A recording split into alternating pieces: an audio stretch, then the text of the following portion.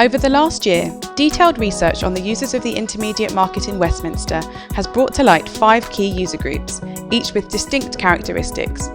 Over the autumn, further qualitative investigation has provided an additional level of understanding of current living arrangements, employment, and the aspirations around residential property for the users of the Westminster market. The focus group sessions investigated further and drew out insight from the individual experiences of the users of the Westminster market. We were able to gauge the taste and preferences on a personal level. Over September and October 2011, users of the Westminster housing market were invited to take part in a series of focus groups. The participants were split into groups based on defined user profiles. Minor marsupials, typically younger users of the market in Westminster with relatively low levels of affordability, looking to leave the family home for the first time. They are prepared to rent in either a studio or one-bedroom unit, and a significant proportion work in government or the public sector. Sociable sharers, a young user group living in shared accommodation, focused on their careers with fairly strong levels of affordability. This group is the least likely to have children in the near future. Solitary savers, single people who are undecided about their future plans with regard to family and career. They primarily live in the private rented sector. This group was the oldest of all the profile groups, primarily interested in one-bedroom units. Committed couples. This group of young couples have the largest level of disposable income and are the most likely to have children in the next 2 to 5 years. Most couples want to own as their housing preference. Inflating families. The families group is an older group in the profile groups. They have dependent family members varying from preschool age to postgraduate age. There is a significant representation of public sector workers, and they are interested in 2 or 3 bedroom properties in Westminster. All of the groups followed the same format. Firstly, discussion around the impact of career on housing situation, and secondly, a discussion around life plan and housing ambition. The minor marsupials session brought to light some key points of insight about the preferences and concerns of users in this segment of the market. Uncertainty around employment security, particularly in the public sector, had a drastic effect on people's decisions around housing and mobility. We all are having similar issues with stability issues at work, i.e. it isn't very stable. One of us has come through a restructure, one is facing potential cutbacks, in fact 2 others are facing potential cutbacks, potential redundancy, they just don't know what's going on yet. And all of that kind of instability in terms of potential employment aside, we're also faced with the fact that yes, we'd all like to move out, but we simply don't earn enough to move into sort of the locations that perhaps we're looking at. The minor marsupials group suggested that they would consider renting as a long-term housing option. This product would have to provide a satisfactory level of security through greater tenancy length and periodic tenancy reviews. I mean, for me, renting is more of a priority than actually buying. Plus, I actually think, if I'm going to be honest, I don't think shared ownership is, I actually think it's quite expensive. It was interesting that some users in this group were not leaving the nest for the first time. Circumstances such as a separation or family breakdown had meant that they have had to re-enter this user group at an older age. They are no longer looking to buy and just want to find a secure way to rent on a long-term basis. Both of us felt that we didn't necessarily want to buy. It wasn't our priority. We wanted an affordable place to, affordable rent. So an intermediate product. Yeah. From my perspective, I'm mature. One of the oldest in the group. I've had a house, divorced, lost my house in my divorce. At my stage in life, there's no way I want to buy again. I'll be like 60 before I can afford the deposits. So I just want to rent somewhere affordable. There were mixed attitudes from the sociable sharers group to continued sharing, largely motivated by the time spent in shared accommodation. The focus group session delivered some key lessons around how improvements are needed in shared accommodation and the aspirations of sharers long term. Some users within this group fed back points about the negative effect of long-term sharing on health and well-being.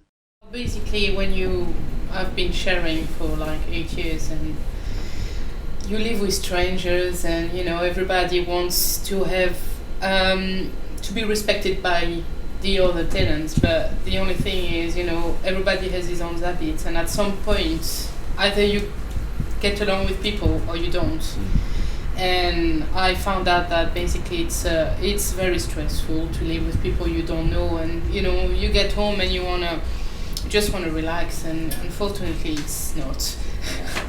Feedback from participants was clear that information about intermediate housing products was poor.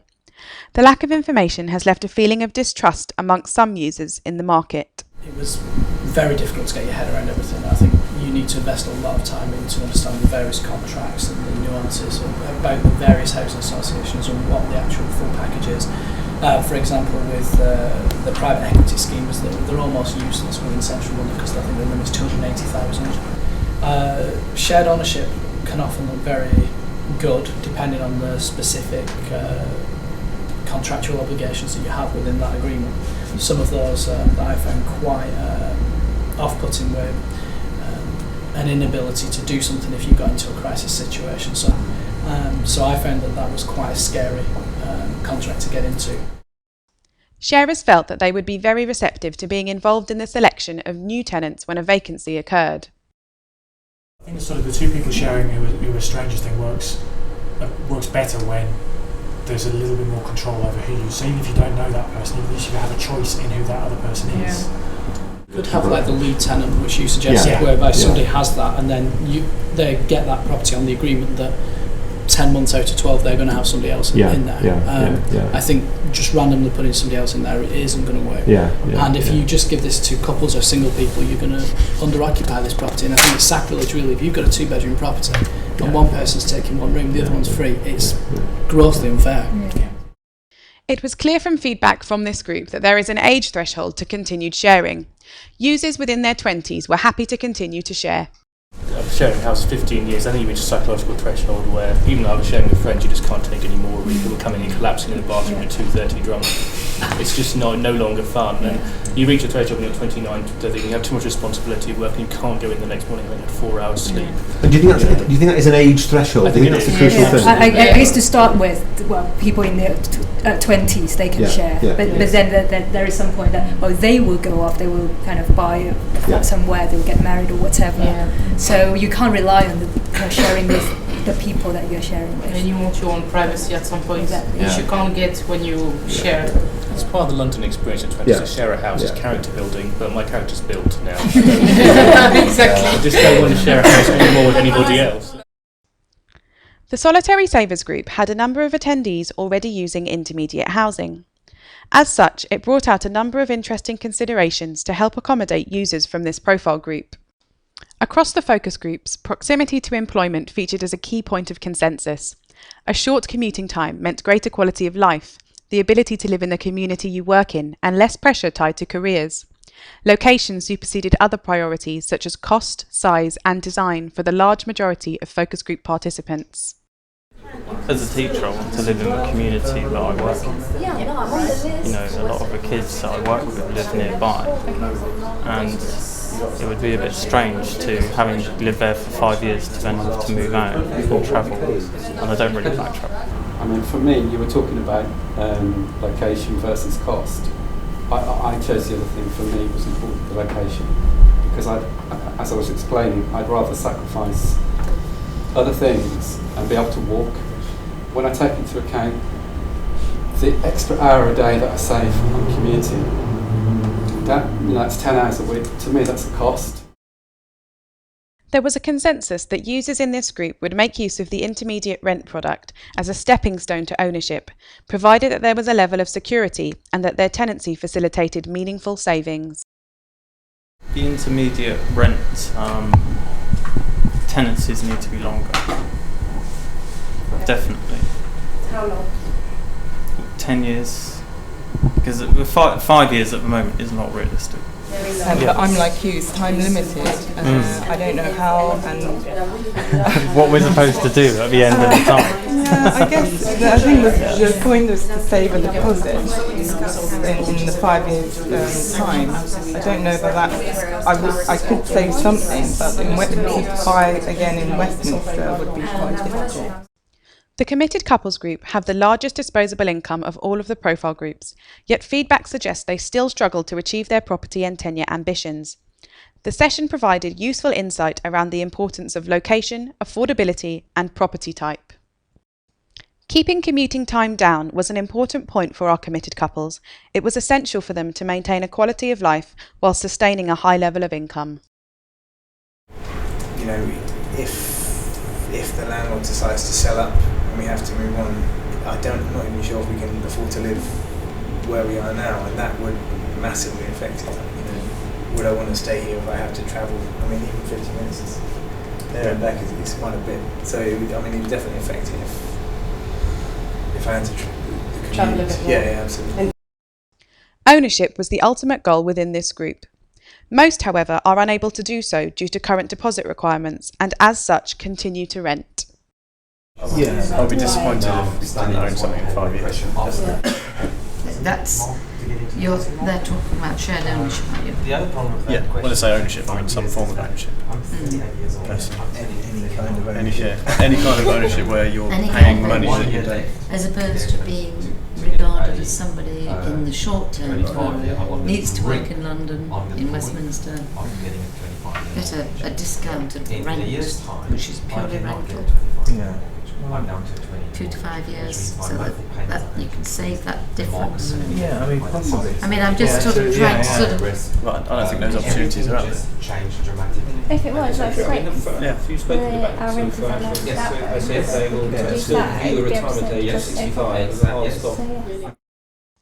This group is the most likely to have children in the next 2 to 5 years. As such, space and property type were key when deciding on accommodation. A safe area and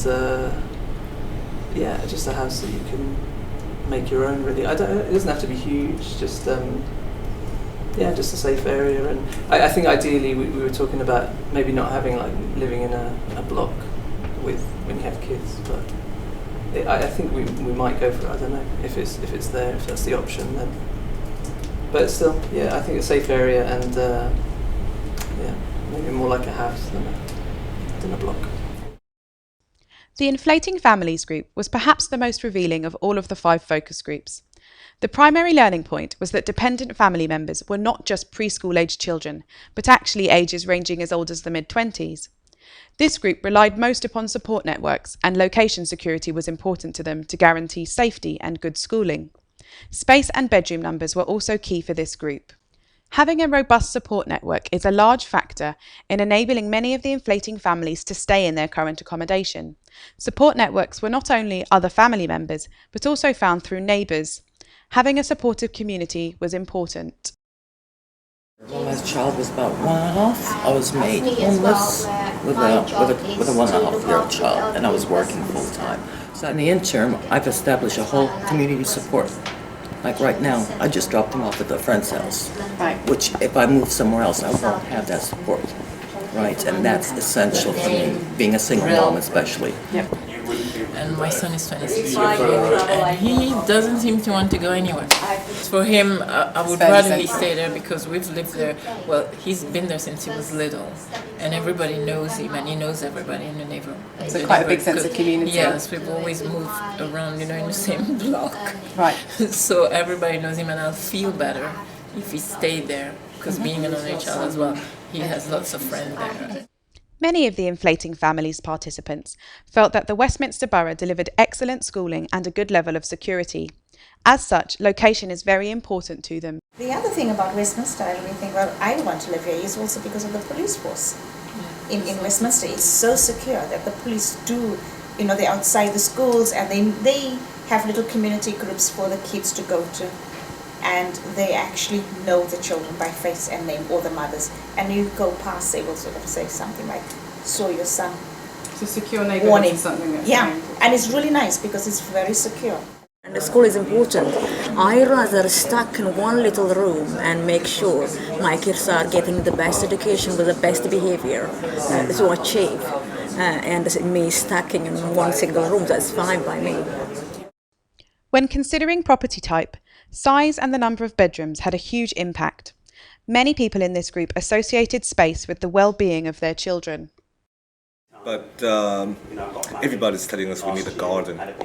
It's just not possible in central London, so space would be a major consideration for the location where we'll be staying in the future.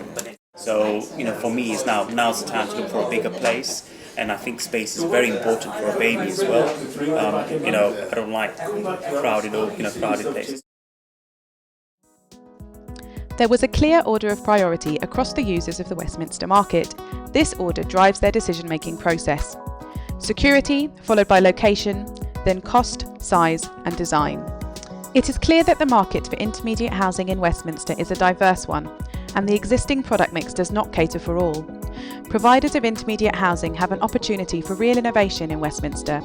Whether it be through product development or adjustment to eligibility criteria, there is a gap in the current intermediate market. Minor marsupials would benefit from a modern approach to tenancy management.